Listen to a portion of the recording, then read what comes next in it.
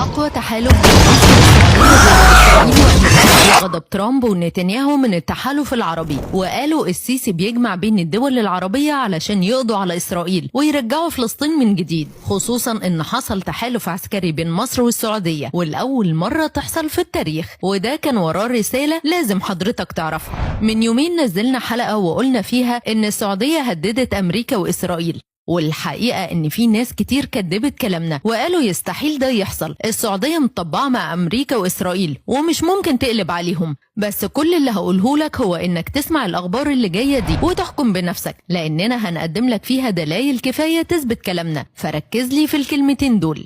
تسمح لي ارجع بيك بالزمن لورا شوية، بالتحديد لشهر ابريل اللي فات، واللي ساعتها ايمانويل ماكرون رئيس فرنسا زار مصر، واللي برضو بعد الزيارة دي على طول اعترف بالدولة الفلسطينية. طب ايه اللي حصل قبلها؟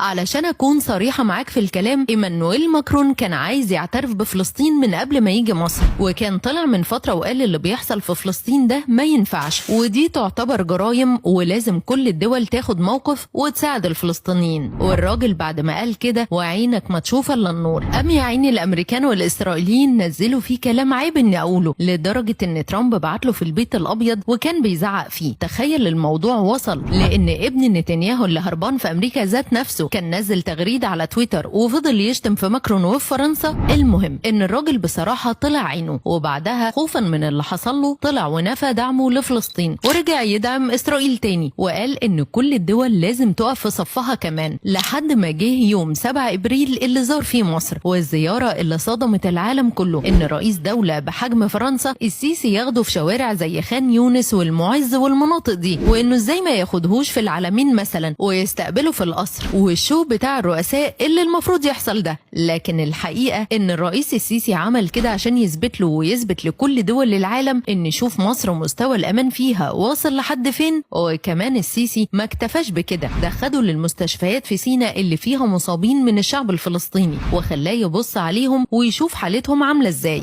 ورئيس السيسي خلى قلبه يجمد لدرجة انه بعد زيارته لمصر اول منشور كتبه هو اعترافه بالدولة الفلسطينية وما خافش من اي حد. هتقول لي بقى مصر هتخليه ما يخافش من امريكا واسرائيل؟ هقولك معرفش، لكن ده اللي حصل ومحدش يقدر ينكره. نفس المشهد ده حصل مع الصين واندونيسيا، ان السيسي هو اللي خلاهم يدعموا الفلسطينيين. فلما اقول لحضرتك ان دولة زي السعودية او دول الخليج بدأوا يفهموا اخيرا ان الوقت ده اخطر وقت على الدول العربية، وان حانت لحظة اننا نحط ايدينا في ايد بعض علشان ما نتكلش، فعايزك تثق بنسبة 100% انهم بيدعموا الفلسطينيين فعلا، وما تقولش دول ادوا لأمريكا مليارات وصفقات حصلت. هقولك كل دي مصالح دولية لتقوية الجيوش بتاعتهم، وده مش غلط. فأي دولة تحط ايديها في ايد مصر اعرف انها هتكون داعمة لفلسطين، والموضوع ده ما فيهوش نقاش، وزيارات الرئيس السيسي تثبت كلامنا بالحرف، خصوصا ان الامير محمد بن سلمان كان بيدعم الفلسطينيين وبيأيد رأي مصر ضد اسرائيل، لدرجة انه كان المفروض هيحصل تطبيع بين السعودية والموساد وكان خلاص هيتم، لكن ساعتها الامير محمد بن سلمان قال التطبيع ده مش هيحصل غير لما يكون في دولة فلسطينية. والحقيقة انه الفترة دي بالذات موقفه بقى واضح ضد اسرائيل، واكتر حاجة وجعت الموساد وامريكا هي انه بدل الصفقة اللي كانت هتحصل بين السعودية واسرائيل خلاها تحصل بين السعودية ومصر، والصفقة دي اتكلمنا عنها بالتفصيل في الحلقة اللي قبل دي، شوفوها لو عاوزين تفهموا اكتر. وفي النهاية يا رب يحفظ مصر والدول الشقيقة وينصر اخواتنا في القطاع. سلام.